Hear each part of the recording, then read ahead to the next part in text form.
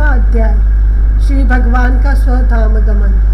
श्री सुखदेव जी कहते हैं, परीक्षित, दारुक के चले जाने पर ब्रह्मा जी, शिव पार्वती, इंद्र आदि लोकपाल, मरीचि आदि प्रजापति, बड़े बड़े ऋषि मुनि, पितर, सिद्ध, गंधर्व, विद्याधर, नाग, चारण, यक्ष, राक्षस, किन्नर, अप्सराएं तथा गरुड़ लोक के विभिन्न पक्षी अथवा मैत्रेय आदि ब्राह्मण भगवान श्री कृष्ण के परम धाम प्रस्थान को देखने के लिए बड़ी उत्सुकता से वहां आए। वे सभी भगवान श्री कृष्ण के जन्म और लीलाओं का गान अथवा वर्णन कर रहे थे।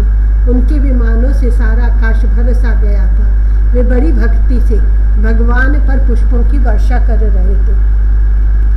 सर्वव्यापक भगवान श्री कृष्ण ने ब्रह्मा जी और अपने विभूति स्वरूप देवताओं को देखकर अपने आत्मा को स्वरूप में स्थित किया और कमल के समान नेत्र बंद कर लिए। भगवान का श्री विग्रह उपासकों के ध्यान और धारणा का मंगलमय आधार और समस्त लोगों के लिए परम रमणीय आश्रय है। इसलिए उन्होंने योगियों के समान अग्नि देवता संबंधी धारणा के द्वारा उसको जलाया नहीं, सशरीर अपने धाम में चले गए। उस समय स्वर्ग में नगारे बजने लगे और आकाश से पुष्पों की वर्षा होने लगी। परीक्षित, भगवान श्री कृष्ण के पीछे पीछे इस लोक से सत्य, धर्म, धैर्य, कीर्ति और श्री देवी भी चली गई। भगवान श्री कृष्ण की गति मन और वाणी से परे है। तभी तो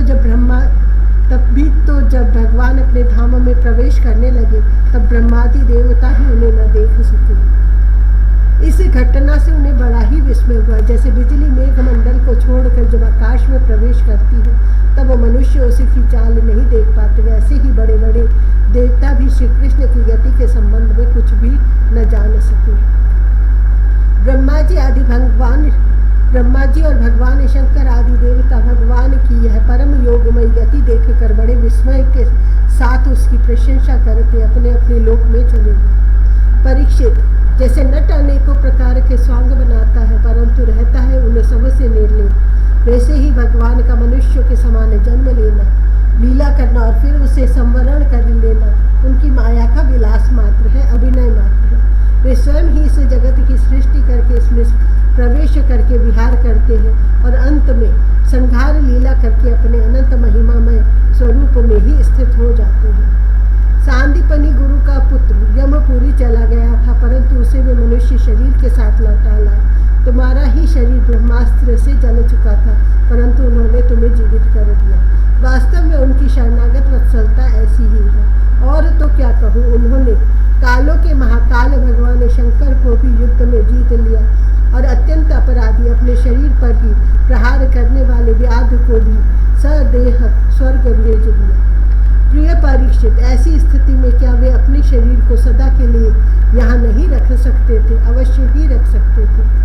यद्यपि भगवान श्री कृष्ण संपूर्ण जगत की स्थिति, उत्पत्ति और संहार के निरपेक्ष कारण है और संपूर्ण शक्तियों के धारण करने वाले हैं, तथापि उन्होंने अपने शरीर को इस संसार में बचा रखने की इच्छा नहीं की। इससे उन्होंने यह दिखाया कि इस मनुष्य शरीर से मुझे क्या प्रयोजन है। आत्मनिष्ठ पुरुषों के लिए यही आदर्श है कि वे शरीर रखने की चेष्टा न करें। जो पुरुष प्रातः काल उठकर भगवान श्री कृष्ण के परम धाम गमन की इस कथा का एकाग्रता और भक्ति के साथ कीर्तन करेगा उसे भगवान का वही सर्वश्रेष्ठ परम पद प्राप्त होगा।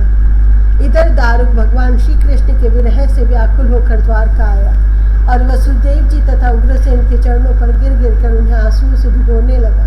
परीक्षित, उसने अपने को संभाल कर यदुवंशियों के विनाश का पूरा विवरण कह सुनाया। उसे सुनकर लोग बहुत ही दुखी हुए और मारे शोक के मूर्छित हो गए। भगवान श्री कृष्ण के वियोग से विह्वल होकर वे लोग सिर पीटते हुए वहां तुरंत पहुंचे जहां उनके भाई बंधु निष्प्राण होकर पड़े हुए थे। देवकी, रोहिणी और वसुदेव जी अपने प्यारे पुत्र श्री कृष्ण और बलराम को न देखकर शोक की पीड़ा से बेहोश हो गए।